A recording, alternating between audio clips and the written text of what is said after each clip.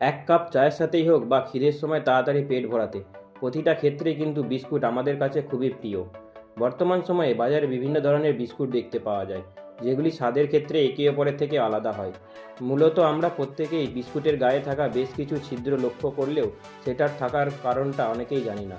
বিস্কুটের গায়ে ওই ছিদ্র থাকার পিছনে বেশ গুরুত্বপূর্ণ একটি কারণ রয়েছে। এমনকি এই ছিদ্রগুলো না থাকলে বিস্কুটকে সঠিকভাবে তৈরিও করা যাবে না। বিস্কুটের গায়ে থাকা এই বিশেষ ছিদ্রগুলির নাম হলো ডকার। এগুলো গঠন অনুযায়ী বিস্কুটের সৌন্দর্য বৃদ্ধি করে, তবে এগুলোর আসল কাজ হলো অন্য। প্রথমে বিস্কুট তৈরির জন্য প্রয়োজনীয় ময়দা, জল, চিনি ও নুনের উপকরণ ছাঁচে দেওয়া হয়। তারপরেই ডকার তৈরি করা হয় মেশিনের সাহায্যে। বিস্কুট তৈরি করার সময় যাতে বিস্কুটের মধ্যে দিয়ে হাওয়া চলাচল করতে পারে সেই কারণে ওই ছিদ্রগুলিকে করে দেওয়া হয়।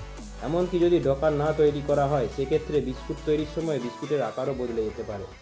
আসলে মেশিনে বিস্কুট তৈরির ক্ষেত্রে হাওয়া ঢুকে বেক করার সময় সেগুলি অত্যধিক গরমে ফুলে যাওয়ার সম্ভাবনা থাকে।